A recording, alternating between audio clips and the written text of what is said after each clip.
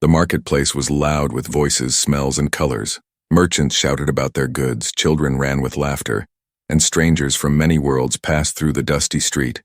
But at the corner, where the shade of a broken roof fell, sat a human named Daniel. He was not rich, not powerful, only a man who repaired tools for a living. His hands were rough from work, his shirt was stained from oil, and his boots carried the dust of many miles. Yet he was known among the people as someone who never cheated, someone who always gave honest work. That evening, when the sun began to set and shadows grew longer, Daniel was finishing his task. He wiped his tools and leaned back against the wall, tired but calm. He thought it was another ordinary day, until he noticed her. She stood near the edge of the street, half hidden behind a broken stall. Her skin had a faint silver glow under the light, her hair tangled and dull, her clothes torn in many places. She was young, maybe no older than 17, by human years, but her eyes carried the weight of hunger and fear. For a moment, Daniel thought she was simply watching the crowd, but then he saw her lips move. She whispered to herself as if gathering courage, and finally she stepped forward. "Human," she said softly, her voice shaking like dry leaves. "I can clean your boots, polish them until they shine, please. Just give me food until you are full." Daniel looked down at his boots covered in dust from the road, then back at the girl. He noticed how thin her arms were, how carefully she kept her back straight as if refusing to beg. Her hands trembled, but her eyes held stubborn pride. She was not asking for pity, she was offering work, even if the work was small. The human's heart grew heavy. He had seen beggars before, but this was different. There was something in the girl's voice, a mix of desperation and dignity, that made him pause. He leaned forward and spoke gently. "What is your name?" The girl lowered her eyes. "Names do not matter," she whispered. "Food does. If I earn it, I will tell you. If not, then it is not needed." Daniel studied her carefully. He saw the dirt on her knees, the faint bruises on her arms, the way she flinched whenever a passerby glanced at her. This was not just hunger. This was someone running from something, someone hiding. "You do not need to clean my boots," he said quietly. "Sit. Eat first." From a small cloth bag he pulled out bread, not much, but enough for her to survive another day. He broke it in half and placed it in her hands. The girl froze as if the bread was made of gold. Her fingers tightened around it, but she did not eat right away. She looked at him suspiciously, as if waiting for a trick. "Go on," Daniel said. "It is yours." Her lips trembled, and then she ate slowly, carefully, as if each bite had to last. Daniel did not speak. He only watched. The way she ate told him everything. This was not the first time she had gone without food for days. The bread disappeared, but her hunger did not. Still, she pressed her hands together and whispered, "Thank you, human." Daniel nodded, but his mind was restless. Something about her voice, her look, told him this was not the end. He could have let her leave, let her vanish back into the crowd. But he asked softly, "Where is your family?" The girl stiffened, her eyes flashing with a warning. "My family is gone," she said sharply, then stood as if ready to run. Her body was tense, her steps unsteady. She wanted to escape before more questions came, but Daniel saw the fear behind her words. He did not try to stop her by force, only said calmly, "If you are hungry again, come back here, you will find me." The girl turned, her face half hidden in the shadows. For a moment, Daniel thought she might reply, but she only lowered her head and walked quickly into the crowd. The people moved around her, not noticing, not caring, and soon she was gone, swallowed by the noise of the market. Daniel leaned back once more, but his heart was no longer calm. He felt the weight of her voice in his chest, the sight of her. Trembling hands burned into his memory. He knew this meeting was not chance. The marketplace had given him more than dust and noise today. It had given him a question, and he feared the answer would not be simple. As the last light of the sun faded, Daniel whispered to himself, "She will come back." And though he had no reason to believe it, he knew he was right. The night was quiet when Daniel returned to his small workshop. The streets had emptied, the market stalls locked and covered, Only the sound of distant animals and the soft hum of lamps filled the air. He placed his tools on the wooden table and sat by the window, his thoughts still circling the silver-skinned girl who had vanished into the crowd. Daniel tried to rest, but sleep refused to come. He kept seeing her thin arms, her trembling hands, the way she clutched the bread like it was treasure. Her words echoed in his mind. "I can clean your boots for food." So simple, yet so heavy. He knew hunger when he saw it. But her hunger was not only for food, it was for safety, for kindness, for something no one had given her for a long time. The next day came with the sound of carts rolling on cobblestones. Daniel opened his shop, setting out the tools for repair, but his eyes kept searching the street. Hours passed. Customers came and went, and still no sign of her. He began to wonder if she would ever return. When at last, just before the sun dipped low, she appeared. She stood at the corner again, hesitant, her body half hidden in the shade. Her clothes were still torn, her hair messy, but this time her eyes carried a strange mix of hope and fear.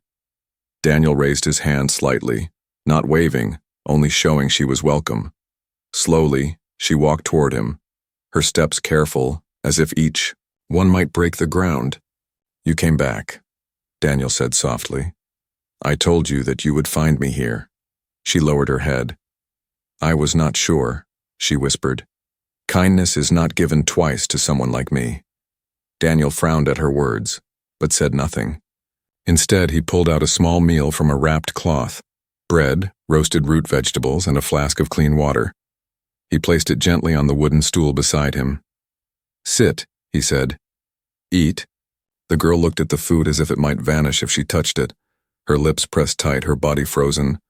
Finally, with shaking hands, she sat, her back straight, her eyes still wary. She picked up a piece of bread and took a small bite, chewing slowly, carefully. Daniel noticed she never let her guard down. Even while eating, every few moments she glanced at the doorway as if expecting someone to storm in. For a long time, neither of them spoke. The only sound was the quiet chewing, the soft clink of the flask, the crackle of the lamp flame. Daniel respected the silence, knowing sometimes words were heavier than hunger. At last he asked, "How long has it been since you had a full meal?" The girl's eyes flickered with something sharp, anger or pain, he could not tell. "Too long," she said simply, then added, "But I do not take charity." Daniel leaned forward, his voice calm. "This is not charity. You offered to work. I am giving you food because I choose to, not because you owe me." Her gaze softened, but only for a moment. She lowered her eyes and kept eating. Faster now, as if the weight of hunger overcame the weight of pride. When the food was gone, she wiped her hands on her worn sleeves for the first time. Daniel noticed a faint scar on her wrist, a thin line that looked like an old burn. His chest tightened, but he did not ask about it. Not yet. "You should rest," he said. "The streets are not safe at night." The girl shook her head quickly, fear flashing in her eyes. "I cannot stay," she whispered. "If I stay, they will find me." Daniel's brows narrowed. "Who will find you?" She froze, her lips parting as if to speak, but no sound came. Her body trembled. Then she stood, clutching the edge of the table for balance. "I thank you, human," she said in a low voice. "But I must leave before dark." Daniel wanted to stop her, to tell her she would be safer here, but he saw the terror in her eyes. It was not simple fear. It was the fear of someone who had been hunted before. He could not chain her with questions, so he simply nodded. "Then take this," he said, pressing another small piece of bread into her hand. For the road, the girl hesitated, her pride fighting against her hunger. But in the end, she accepted, her fingers brushing his for the briefest second. Her hand was cold, too cold, and Daniel felt a weight settle in his heart. She turned to leave, but before stepping out into the street, she paused. Her voice was soft, almost broken. "My name is Solara." Then she slipped into the crowd, leaving Daniel alone in the workshop with her name echoing in the air. He whispered it to himself, as if it were fragile. "Solara." That night, when he closed the shop, he looked at the empty stool, where she had sat. The silence felt heavier than before. Daniel knew this was no longer about giving food. It was about a bond he had not chosen, but could not ignore. He felt it deep inside. Solara would return, and when she did, his life would no longer be the same. The marketplace looked different at night. By day it was noisy and alive, but when the sun went down, the laughter of children was gone, and the songs of merchants turned into silence. Only the sound of boots on stone, whispers in dark corners, and the flicker of lamps kept the streets from feeling empty. Daniel closed his shop later than usual that evening. His tools were packed away, the table cleared, but his thoughts were restless. He found himself stepping outside, leaning against the doorway, watching the street as if waiting for something. Or rather, someone, Solara. Her name had not left his mind since she whispered it before vanishing into the crowd. He repeated it, quietly under his breath as if saying it would bring her back, and when the night grew thicker, he finally saw her. She came from the far end of the market, her head low, her steps fast. Her silver skin caught the dim light. Her clothes hung loose on her thin frame. She walked quickly, glancing over her shoulder. More than once, Daniel frowned. Something was wrong. When she reached his shop, her chest was heaving, her eyes wide. Without asking permission, she stepped inside, pressing her back against the wall. Her hands shook, clutching the bread he had given her earlier as if she had carried it like a shield. Solara, Daniel said gently. What is it? She shook her head, too afraid to speak, her lips pressed tight, her gaze fixed on the door. Daniel followed her eyes, stepping forward. That was when he saw them. 3 figures moved down the street, shadows against the lamps. They were tall, broad, their cloaks heavy, their steps slow but certain. They did not look like tired travelers or merchants. They looked like men searching for someone. Solara whispered, her voice thin as smoke. They found me. Daniel's chest tightened. He had suspected before that she was hiding, but now the truth pressed hard against him. These men were hunting her, and she had run into his workshop because she had no other place to go. The figures stopped near his door, speaking in low voices. Daniel stepped forward, blocking Solara from view, his hand resting casually on the doorframe. He kept his face calm, though his heart pounded. One of the men raised his chin, his voice sharp. Human, have you seen a silver girl pass this way? Thin, ragged clothes, she belongs to us. Daniel's eyes narrowed. Belongs? He asked quietly. She is not an object. The man smirked, his teeth sharp in the lamplight. You do not understand, human. This is alien business. She was marked. She carries a debt she cannot run. We are here to take her back. Behind him, Solara pressed her hands to her mouth to keep from crying out. Daniel felt her fear like a weight, and something inside him hardened. I have seen no one, he lied smoothly. Only closed my shop for the night. The men stared at him, their eyes scanning the room. For a moment Daniel feared they would push past him, but finally, one of them spat on the ground and muttered, If she comes here, you will regret hiding her. They turned away, disappearing back into the night, their shadows stretching long behind them. Daniel waited until their footsteps faded, then slowly closed the door, locking it. Solara slid down against the wall, her body shaking. Tears glimmered in her eyes, but she wiped them quickly, refusing to show weakness. Still, her voice was broken when she whispered, You should not have lied for me. They will come back, they will hurt you. Daniel crouched in front of her, his voice firm. I have seen men like them before. They think they own everything, but they do not own you, Solara. Her lips trembled, her pride cracking for the first time. They do, she whispered. I was sold when I was young, traded like a thing. I ran because I could not live that way anymore. Daniel's chest burned with anger. He had guessed her past was dark, but hearing it from her lips made it real. He placed his hand gently on her shoulder, his voice steady. Not anymore. As long as you are here, you are safe. For the first time since he met her, Solara let her guard fall. Her tears spilled, quiet and heavy, her body shaking with the release of fear she had carried too long. Daniel did not speak further. He only stayed by her side, letting her know she was not alone. Outside, the market was silent, but both of them knew it would not remain so for long. The men would return stronger, angrier. Solara had been marked, hunted, and now Daniel had placed himself between her and them. It was a choice he had made without thinking, a choice that would change everything when the lamp burned low. Solara finally leaned against the wooden bench, her eyes closing from exhaustion. Daniel covered her with a blanket, his gaze steady on the door. He whispered to himself, a promise he would not break. No one will take her. And in the quiet of the workshop, while the shadows thickened, outside he knew this was only the beginning. The workshop was quiet, but Daniel could not rest. Solara lay curled on the bench, breathing softly under the blanket he had given her.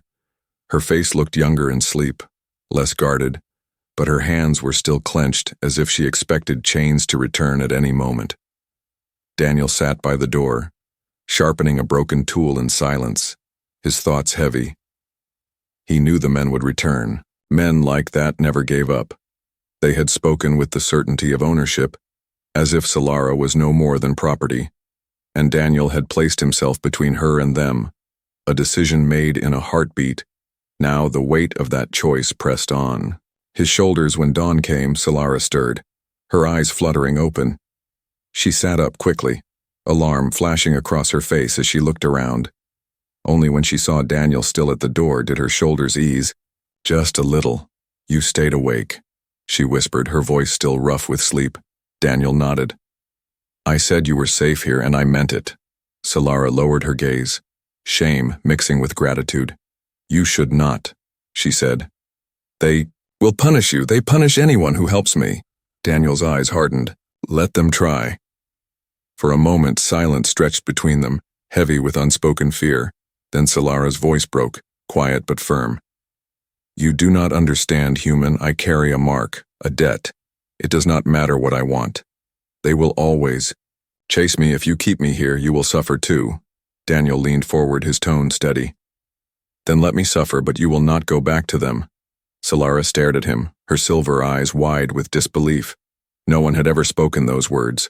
To her before, no one had ever chosen her side. Her throat tightened and she turned away, hiding the tears that threatened to fall. Later that day, as Daniel worked on repairing a broken farming blade, voices outside grew louder. The marketplace was busier than usual, the crowd restless, whispers moving like smoke. And then he saw them, 3 of the men from the night before, this time joined by others.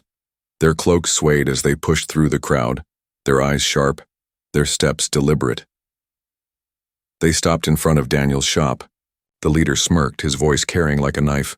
We warned you, human, now give her back. Daniel set the blade down slowly and stepped outside, his hands steady. The crowd began to gather, curious, sensing trouble. Solara stood in the shadow of the doorway, her body tense, her breath caught in her chest. She is not yours, Daniel said firmly. She is not a thing to be owned. The leader's smile faded, replaced by cold anger. You dare speak against the law? He hissed. She was sold. She was marked. She belongs to us until her debt is paid. Daniel's voice was calm but sharp. Then the law is wrong, the crowd murmured, some looking uneasy, others nodding faintly. The leader's face darkened. Step aside, human, this is your last chance. If you stand with her, you will be treated the same. Daniel did not move. His feet felt like stone, his resolve unshakable. He glanced back at Solara, her eyes wide with fear, her lips trembling. For a brief moment he remembered the choice he still had. He could step aside, let her be taken, return to his simple life, safe and quiet. But he saw the truth in her face. If he stepped aside, her spirit would be broken forever. If he stood firm, he might lose everything, but she would keep her dignity, her freedom. It was not a hard choice, not for him. Daniel's voice rang out clear. Then treat me the same, because she will not leave with you. The words hung heavy in the air, silencing the crowd. The leader snarled, his hand reaching for the hilt of his blade. But before he could draw it, a voice from the crowd shouted, The human is right, she is not property. Another voice followed. "We are tired of your chains, tired of your cruelty." The crowd began to shift, people stepping closer, their faces tense but determined. They had seen Daniel repair tools, fix broken machines, help without greed. He was no soldier, no nobleman, but his honesty had earned quiet respect. And now, as he stood against the men, others found the courage to raise their voices. Solara's breath caught in her throat, her heart pounding. She had never seen anyone stand for her, let alone a human, let alone a crowd. Her eyes blurred with tears she could not stop. The leader growled, "This is not over." He gestured sharply, and the men stepped back, their glares promising future violence. The crowd did not move until the hunters were gone, their shadows swallowed by the market streets. Daniel finally turned back to Solara, his face calm, though his heart still raced. "You are safe," he said simply. Solara shook her head, tears slipping down her cheeks. "No," she whispered. "I will never be safe, not while they still hunt me, but you chose me." Daniel gave a small nod, his voice steady. "Yes, I chose, and I will choose again." Solara looked at him, truly looked as if seeing him for the first time. Her lips trembled, but this time it was not from fear. It was from something far deeper. For the first time in her life, she believed she might not be alone anymore. And in that belief, the bond between them grew stronger. A bond forged not by blood or debt, but by choice. The marketplace slowly returned to its rhythm. But for Daniel and Solara, nothing felt the same. The hunters had left, yet their words still hung in the air like smoke. Daniel kept working with his tools, though his hands were heavier than before. Solara sat quietly in the corner, her body present but her mind far away. That night, when the doors were locked and the lamps burned low, Daniel finally asked the question that had rested heavy on his tongue. "Solara," he said softly, "I need to know what happened to you. Why do they claim you belong to them?" Her body stiffened, her eyes darkening with shadows of memory. She did not answer at once, only stared at the floor, her silver fingers curling into fists. Daniel waited, giving her space, but he could see her breathing grow uneven, as if the weight of her story pressed against her chest. Finally, in a voice that trembled but did not break, she spoke.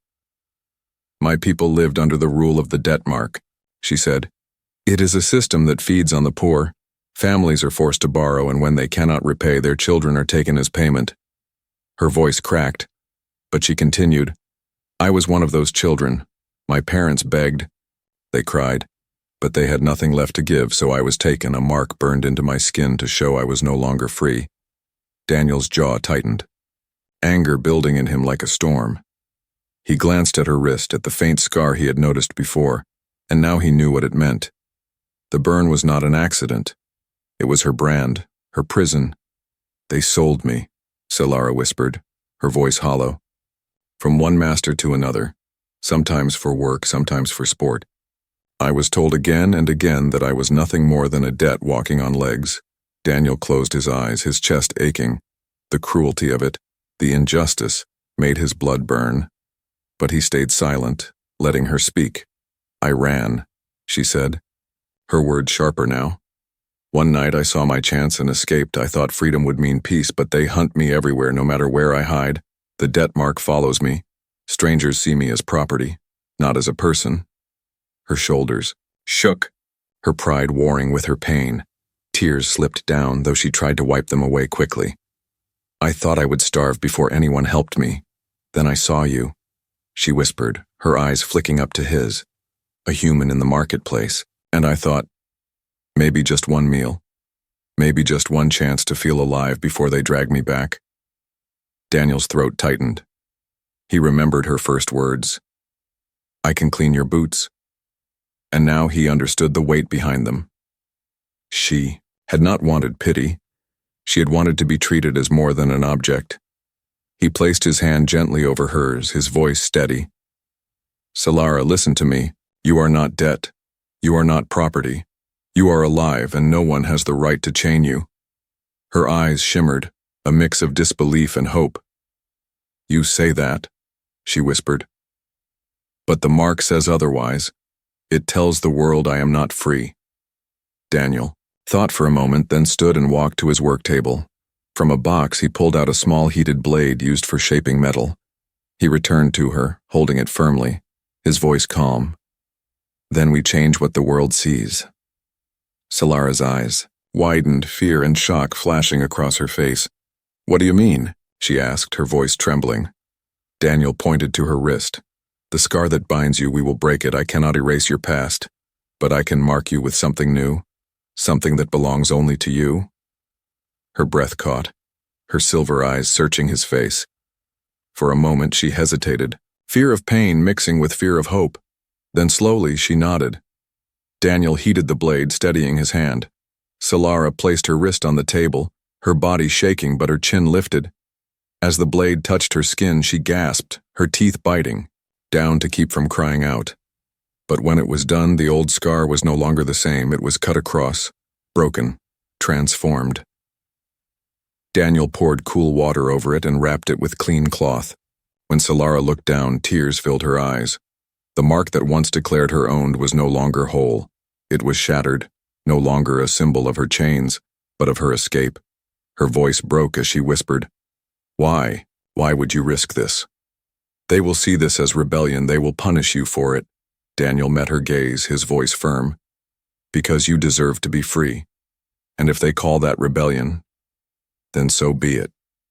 For a long moment, silence filled the workshop, heavy but not empty. Solara looked at him with eyes that carried both sorrow and a spark of something new. Trust. For the first time, she believed his words, believed that maybe her past did not have to define her future. She whispered softly, almost too quiet to hear, "You gave me back my life." Daniel shook his head, his voice gentle. "No, Solara, you had your life all along. I only reminded you it is yours to keep." That night, as the lamp flickered low, Solara sat with her bandaged wrist held close. The fear had not vanished. The hunters still lurked somewhere in the streets, but for the first time, she felt a strength inside her. And she knew this human had made a choice. Not to save her once, but to stand with her forever. Morning came with the usual noise of the market. Merchants called out their prices. Carts rolled past, children ran between the stalls, but beneath the ordinary sounds there was tension like a storm waiting to break. Daniel stepped out of his workshop, his hands stained with oil, his face calm. Beside him walked Solara, her wrist wrapped in clean cloth, the scar beneath it freshly changed. No longer whole, no longer a mark of ownership. She kept her head low, her steps uncertain, but there was a new strength in her eyes, a spark Daniel had not seen before. Whispers followed them. Some people looked at her with pity, others with fear, a few with quiet respect. Word had spread. Everyone knew Daniel had defied the hunters. Everyone knew he had protected the girl, and everyone knew it would not go unanswered. By midday, the whispers turned into silence. The crowd parted as a group of cloaked figures entered the market. The hunters had returned, stronger, angrier, their leader walking at the front with a sharp sneer. Behind him marched 6 more, their heavy boots thudding on the stone, their eyes fixed on Daniel's shop. Solara froze, her breath catching. Her hand clutched the edge of Daniel's sleeve, trembling. "They are here," she whispered, her voice breaking. "They will take me, they will kill you." Daniel placed his hand gently over hers, steady and warm. "Not while I stand," he said firmly. "Not while we stand." The hunters stopped in the center of the square, their leader raising his voice so all could hear. "Human," he called, his words sharp as knives. "You hide what is ours. The girl carries the debt mark. She is not free. You break the law by keeping her."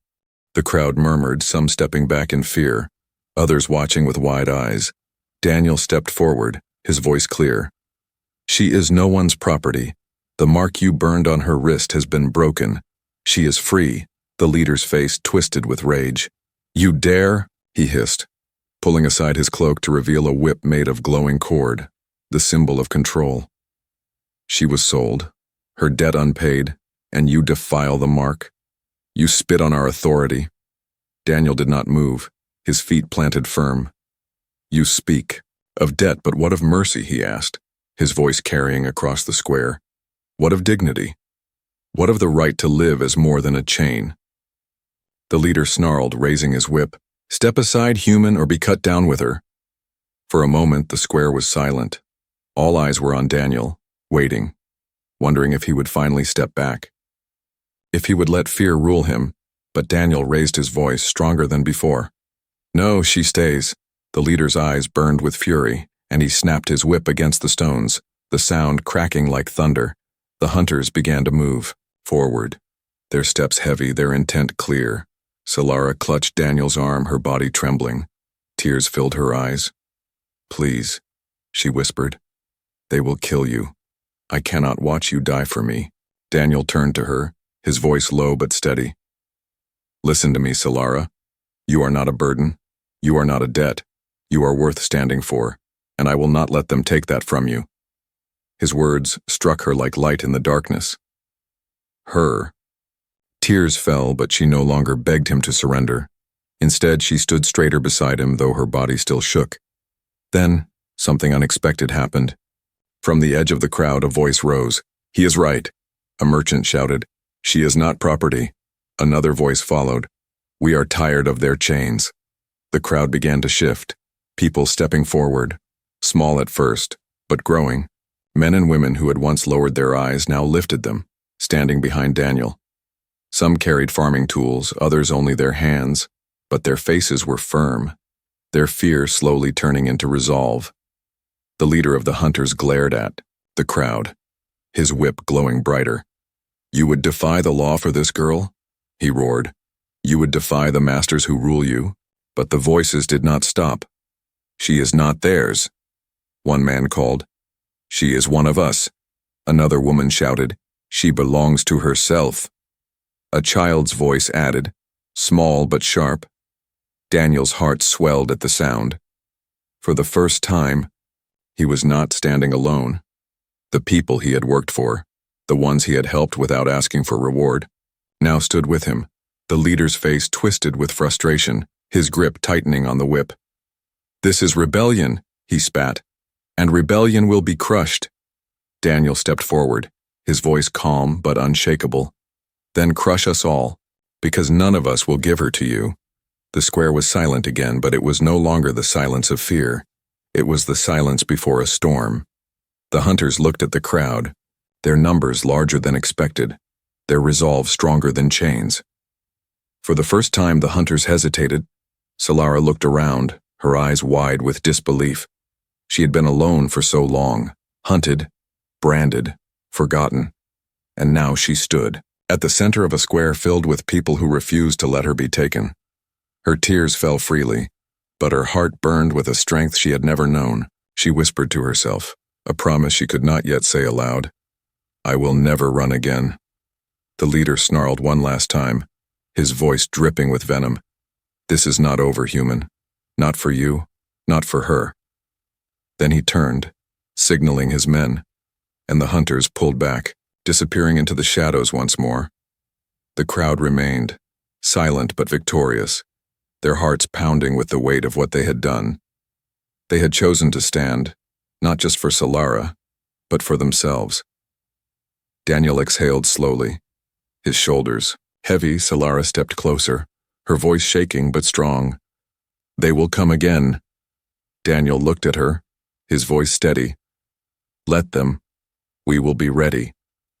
And in that moment, surrounded by the people who had chosen to rise, Solara realized something she had never believed possible.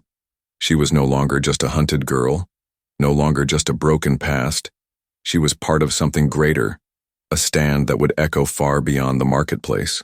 The hunters were gone, swallowed by the night, but their threat still lingered in the air.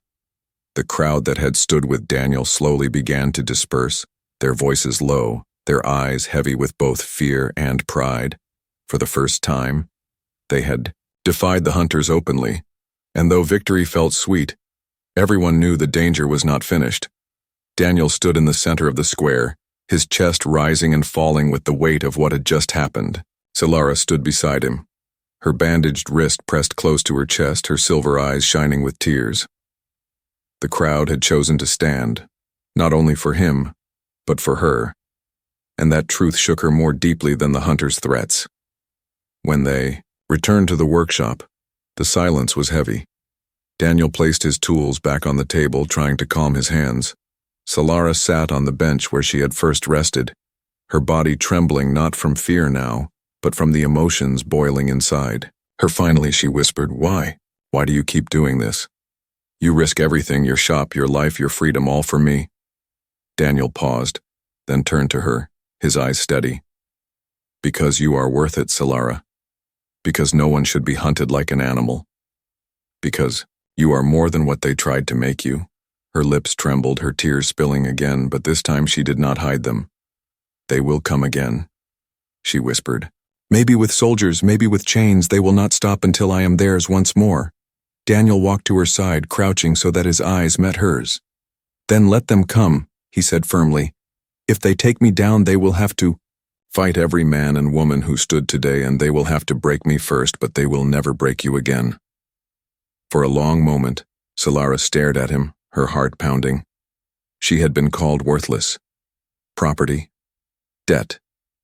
Yet here was someone who called her worth, who gave her a choice, a place, a name that belonged only to her. She leaned forward, pressing her forehead lightly against his arm, and whispered, "You gave me back my life, Daniel.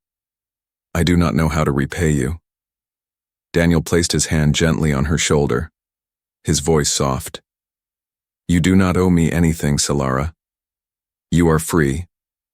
The only thing I ask is that you live. Not as a shadow, not as a hunted girl, but as yourself." Days passed, but the fear of the hunters never fully left. The people of the marketplace now looked at Daniel with new eyes, some with respect, some with suspicion, others with quiet admiration. Yet no one tried to hand Solara over, for they had all seen the moment when one man's courage had turned into many. Solara began helping in the workshop. At first, she only cleaned tools, sweeping the dust and wiping the benches. But soon, Daniel noticed how quickly she learned, how her hands, once trembling, grew steady when holding a hammer or shaping metal. She worked beside him, her laughter faint but real, and the workshop, once silent, now felt alive. At night, when the lamps flickered, they would sit together, sharing stories.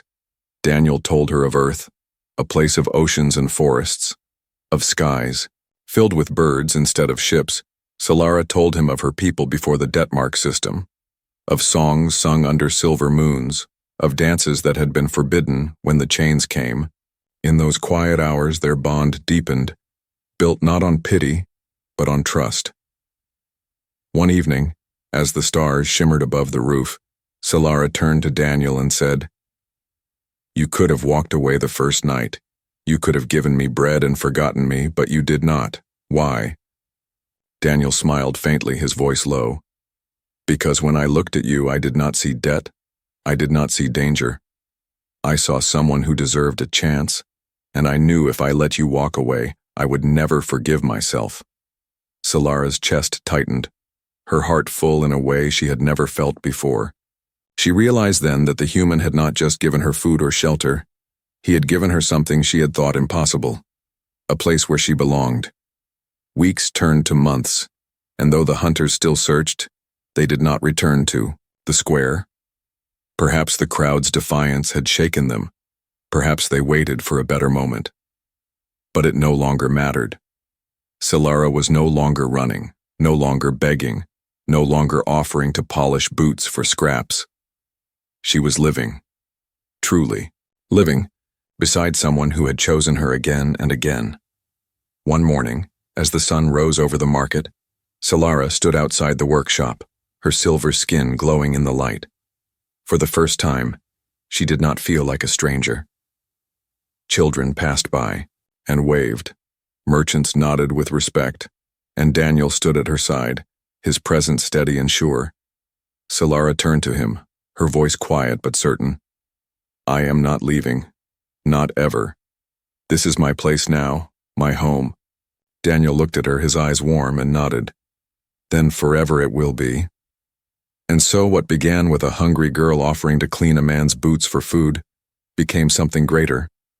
It became a story of defiance, of dignity, of a bond that could not be broken.